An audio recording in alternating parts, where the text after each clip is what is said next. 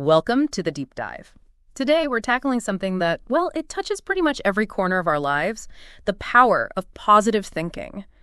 And it's surprisingly concrete. It really is. It's much more than just, putting on a happy face, isn't it? Totally. It's about understanding how the way we frame our thoughts, how that actually shapes the reality we experience day to day. Exactly. And let's get this clear right away. This isn't about denial. Yeah. It's not pretending that hard stuff doesn't happen. Life throws curveballs. We all know that. Precisely. Yeah, you're not just ignoring problems. It's more about building up this internal reserve of hope and resilience. Right. A way to navigate those difficulties with strength rather than just feeling overwhelmed by them. It's that choice, isn't it? That active choice to look for the lesson in a failure, maybe find some potential for growth even when things hurt, and to, see possibilities where maybe you'd normally just see a roadblock. It's a fundamental shift in perspective. Think of it like this. Your attitude isn't just reacting to what happens to you. Mm-hmm. It's actually the engine driving how you respond and ultimately what you can achieve. And it's fascinating. Some really insightful thinkers have been saying this for ages. Dr. Norman Vincent Peale, the author of The Power of Positive Thinking. Oh, yeah, classic. He put it so simply, change your thoughts and you change your world.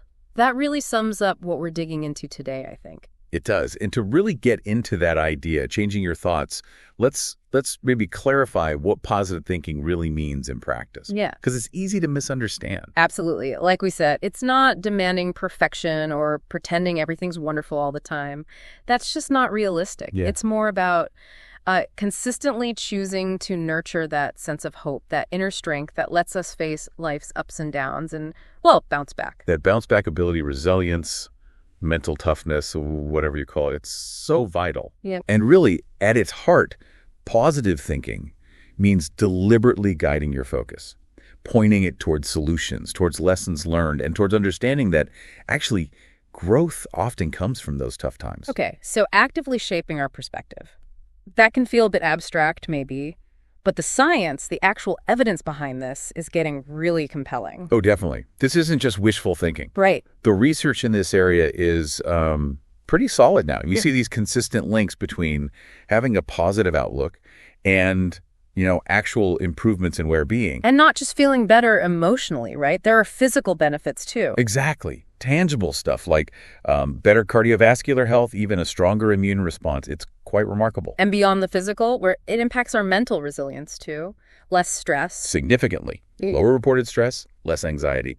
Plus, it seems to really affect how we operate in the world. Things like creativity, productivity. Yeah. They often get a boost. Huh. And what's also really interesting is how it helps our connections with other people.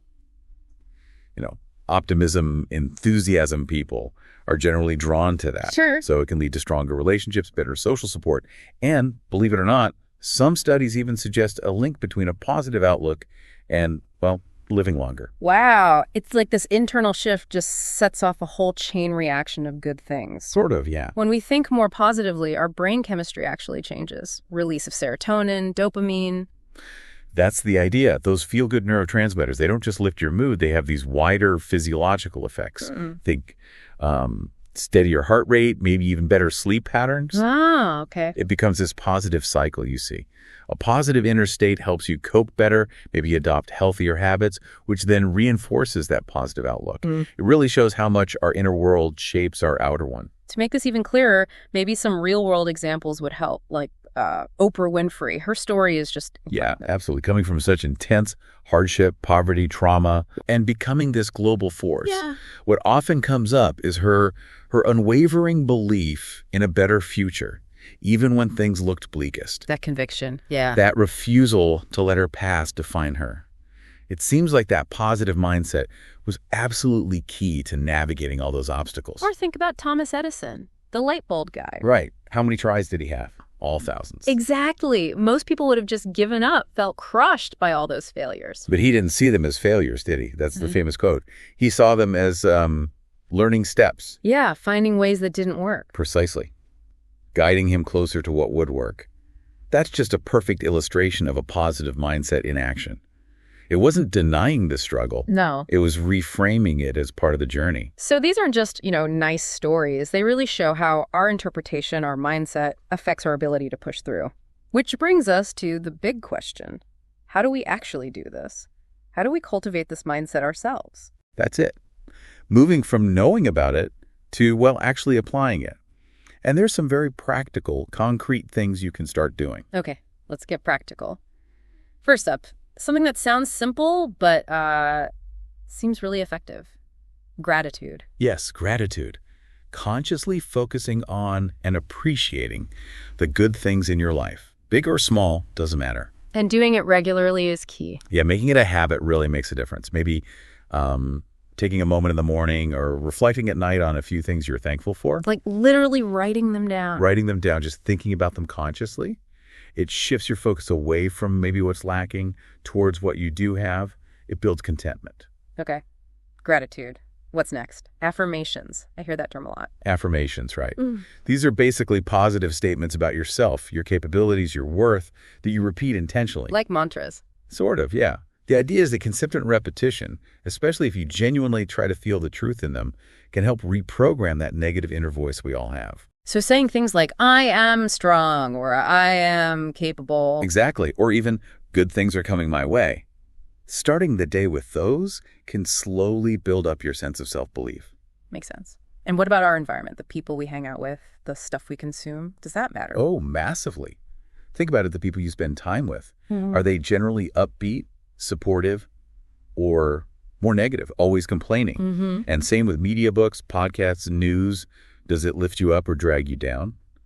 Consciously choosing more positive influences really helps create, fertile ground for your own positive thoughts. Okay, so curate your surroundings. Then there's the tricky part, dealing with those negative thoughts when they just pop up. Because they do. They absolutely do. The key isn't trying to squash them or pretend they're not there. It's more about interrogating them. Interrogating them, how? Like questioning them, asking yourself, okay, is this thought actually true? What's the real evidence? And maybe even more important, is this thought helpful? Is it serving me right now or just keeping me stuck? Checking if it's actually useful. Exactly. You often find they're not as solid or as helpful as they feel in the moment. Got it. And the last technique, visualization. Yes, visualization. This is about using your imagination intentionally, mentally picturing yourself succeeding, achieving goals, feeling positive outcomes. Like daydreaming, but with purpose. Kind of. You're using the brain's ability to respond to mental images as if they were real. By vividly imagining success, you're sort of creating a mental rehearsal. Okay. You can boost motivation, build confidence, and make those goals feel more reachable. It's training your mind to see the possibilities, and your brain kind of believes what you feed it. Right. Your brain believes what you feed it. So putting this all together, cultivating positive thinking, it's not about expecting a perfect, problem-free life. That's not the goal. Definitely not. Life will still have its challenges, its difficulties. Yeah. It's really about building a stronger, more resilient inner framework to deal with those challenges when they arise. It's about finding your own strength, approaching things with more hope, basically being better equipped. I love that analogy.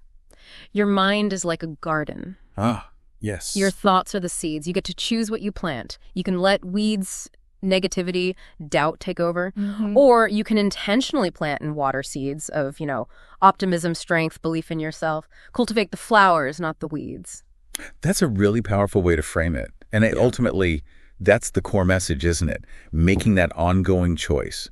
Choosing optimism, choosing hope, choosing to believe in yourself and your ability to handle things. Because really, and this is maybe the most empowering thing to take away, you have so much more power over your experience than you probably think. Absolutely. It genuinely all begins in the mind, with the thoughts you choose. Indeed.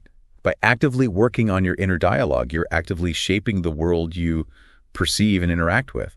It's quite profound, actually.